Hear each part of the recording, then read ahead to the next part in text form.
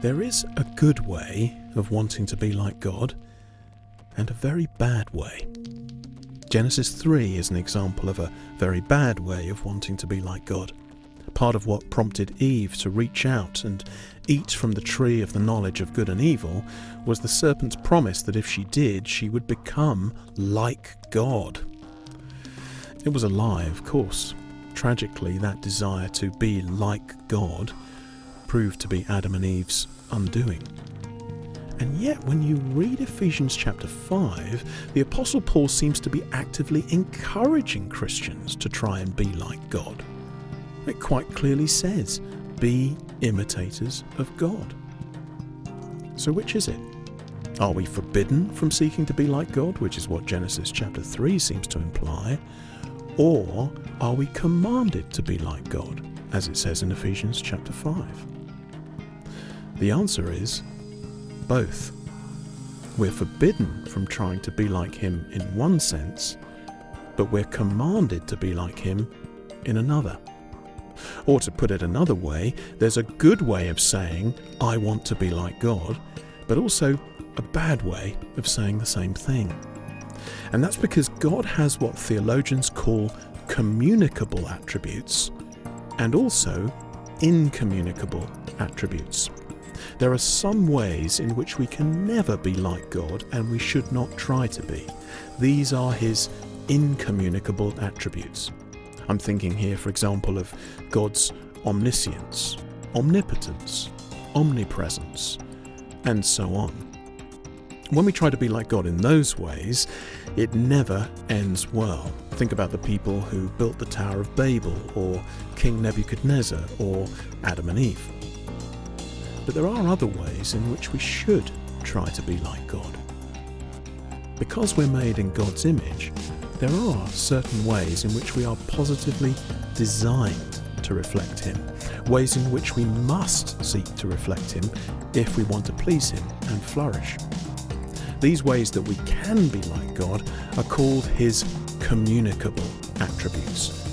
Now, usually when we talk about communicable attributes, we're talking mainly about God's moral qualities. I'm thinking here, for example, of God's goodness, God's justice, his love, mercy, truthfulness, wisdom, and so on. These are things we ought to be imitating, though of course there will always remain a distinction between God and us. No one, after all, is good like God is good.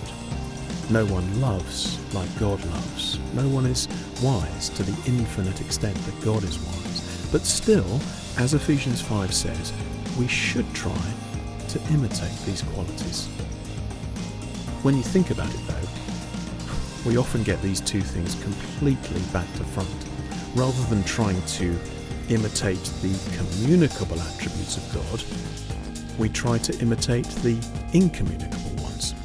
Many of us want to be as powerful as God, but relatively few of us want to be as merciful as God, as good as God, or as truthful as God. We try to be like God in ways we should not, and try not to be like God in ways we should. One more thing. If you and I are supposed to imitate God's moral qualities, his communicable attributes, we need to imitate them as he reveals them to be, not as anyone else defines them. Think about love, for example. We don't get to call something love if it bears no relation to what God says is love. Because by definition, God is love, as it says in 1 John chapter 4. That means if we want to know what love is and imitate it, then we must look to him, rather than the poor facsimiles of love that we tend to see all around us. Ultimately, we must imitate the kind of love we see not on advertising hoardings or in romantic comedies, but in God, who perfectly defines and demonstrates what love really is. As Paul says in Ephesians chapter 5, be imitators of God as beloved children, and walk in love as Christ loved us and gave himself up for us. So those are the communicable attributes of God. those ways we can be, and ought to be, like God.